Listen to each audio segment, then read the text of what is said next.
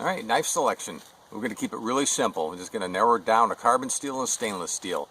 You can do the research on your own for throwing knives and the kind of steel and how they hold up in their particular applications, but I use carbon steel, stainless steel. Carbon steel 1075, 1095, stainless steel 440. I don't like to show this one off too much. I'm not fond of it. It's not a quality knife, but it is stainless steel, so I just wanted to show you that knife.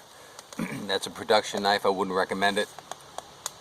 However, this is a production knife, carbon steel, Condor dismissal 12-inch. I would recommend this knife. I start everyone off with these until they get to a point where they want a custom knife.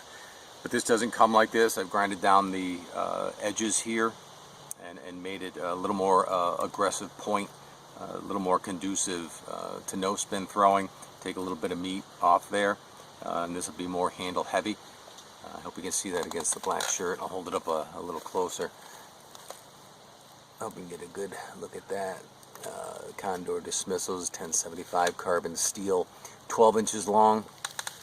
And remember, the important thing with knife is you want to make sure that there's at least 1 to 1.5 ounces of weight per inch of knife. In other words, if it's a 12-inch knife, it should weigh a minimum of 12 ounces. And that's that.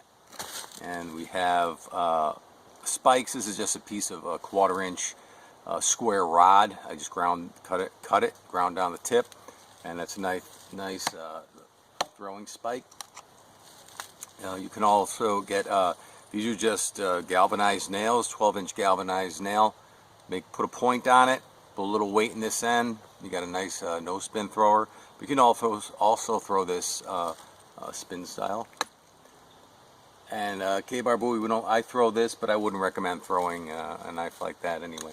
But yeah, there you have it. Keep it simple. Keep it simple. Tomahawks, pretty straightforward. You can't go too wrong with a tomahawk. Just make sure that you get a tomahawk that's specifically designed for throwing, a throwing tomahawk. And typically there'll be a straight handle, curved handle. You can get used to that, but that's more like a hatchet, not really designed for throwing. I would cut the handle somewhere between 12-15 inches, whatever is comfortable for you. It's a matter of personal preference with tomahawks. Again, just a regular throwing tomahawk will have a straight handle, and they'll work pretty good for you. They pretty much throw themselves.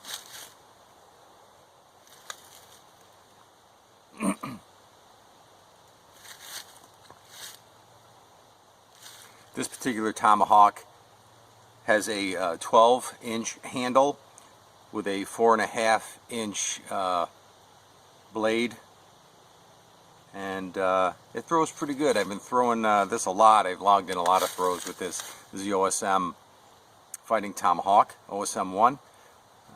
You drill a hole and put a clevis pin in it. I'll keep that head on there nice and tight. I've never had any problems with that falling down. It's problematic and bothers a lot of throwers when the head comes loose, and that's always seems to be an issue with a lot of throwers.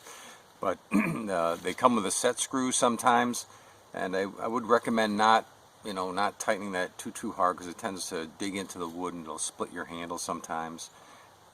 When you do cut these, customize these, cut these handles off, sometimes they come with really long handles, sometimes 22 inches.